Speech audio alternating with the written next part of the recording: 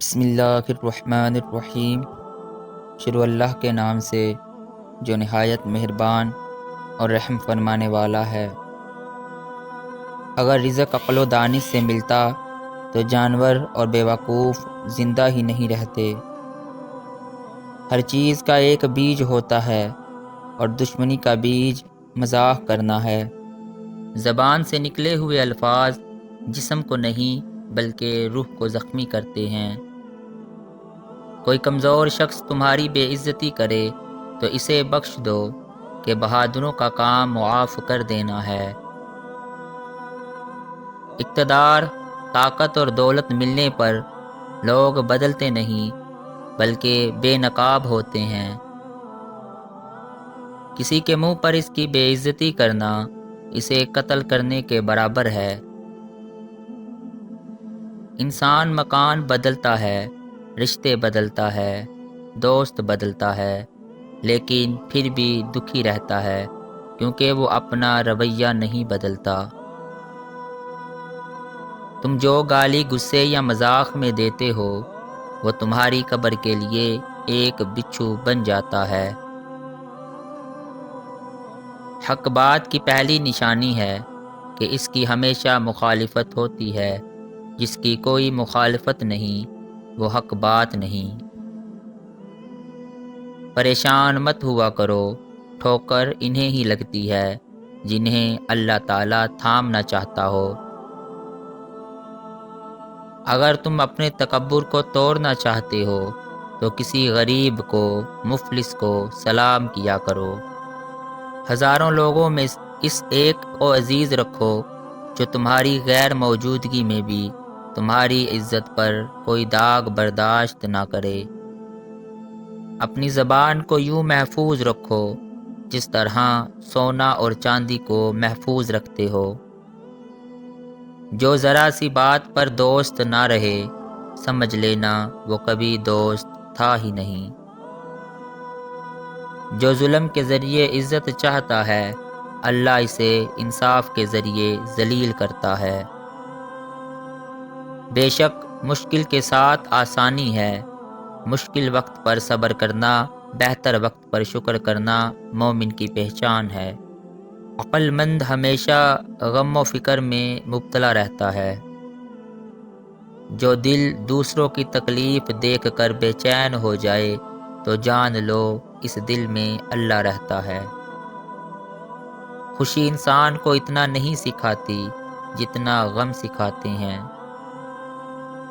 خوبصورت چہرہ بھی برا ہو جاتا ہے، پرکشش جسم بھی ایک دن ڈھل جاتا ہے، لیکن ایک اچھا انسان ہمیشہ اچھا انسان ہی رہتا ہے۔ جس آدمی کی زبان خراب ہو جاتی ہے اس کا نصیب بھی خراب ہو جاتا ہے۔ انسان کی تمام پریشانیاں دو باتوں کی وجہ سے ہیں: تقدیر سے زیادہ چاہنا اور وقت سے پہلے چاہنا۔ بدکار کی دوستی سے بچنا کیونکہ وہ تمہیں معمولی سی چیز کے بدلے میں بیچ دے گا۔ زیادہ سوچنا انسان کو ختم کر دیتا ہے، بس دعا کرو اور اللہ پر چھوڑ دو۔ غیبت کرنا کمزور آدمی کی آخری کوشش ہوتی ہے۔ جب تمہاری مشکلات حد سے بڑھنے لگیں تو سمجھ لو کہ اللہ تمہیں کوئی بلند مقام دینے والا ہے۔ ایسا بہت کم ہوتا ہے کہ جلد بازی کرنے والا انسان نقصان نہ اٹھائے، اور ایسا ہو ہی نہیں سکتا کہ صبر کرنے والا ناکام ہو جائے۔ لوگوں کے اخلاق کے مطابق ان سے میل جول رکھو اور اعمال میں ان سے علیحدہ رہو۔ دنیا تمہیں اس وقت تک نہیں ہرا سکتی جب تک تم خود سے نہ ہار جاؤ۔ گھر میں غصہ ہونا گویا اسے ویران کرنا ہے۔ کسی کے ایمان کا اندازہ اس کے وعدوں سے لگاؤ۔ اسے اپنا راز کبھی مت بتاؤ جس کا کوئی راز تمہارے پاس نہ ہو۔ شک کو اپنے اوپر غالب مت آنے دو ورنہ تمہیں دنیا میں کوئی ہمدرد نہیں مل سکے گا۔ برائی کو خود میں اور اچھائی کو دوسروں میں تلاش کرو۔ اگر توکل سیکھنا ہے تو پرندوں سے سیکھو کہ جب وہ شام کو گھر واپس جاتے ہیں تو ان کی چونچ میں کل کے لیے کوئی دانہ نہیں ہوتا۔ غربت انسان کو اپنے ہی شہر میں اجنبی بنا دیتی ہے۔ کسی انسان کو دکھ دینا اتنا ہی آسان ہے جتنا سمندر میں پتھر پھینکنا، مگر کوئی نہیں جانتا کہ وہ پتھر کتنی گہرائی میں گیا ہے۔ جس زبان سے جھوٹ نکلنا بند ہو جائے، اس زبان سے نکلی ہوئی ہر دعا قبول ہوتی ہے۔ ہمیشہ اپنی چھوٹی چھوٹی غلطیوں سے بچنے کی کوشش کرو، کیونکہ انسان پہاڑوں سے نہیں پتھروں سے ٹھوکر کھاتا ہے۔ اچھے وقت سے زیادہ اچھے دوست کو عزیز رکھو، کیونکہ اچھے دوست برے وقت کو اچھا بنا دیتے ہیں۔ رزق کے پیچھے اپنا ایمان خراب مت کرو، کیونکہ رزق انسان کو ایسے تلاش کرتا ہے جیسے مرنے والے کو موت۔ اس شخص کو دوست مت بناؤ جو کسی محفل میں آپ کو شرمندہ کرنا چاہے، چاہے وہ مذاق میں ہی کیوں نہ ہو۔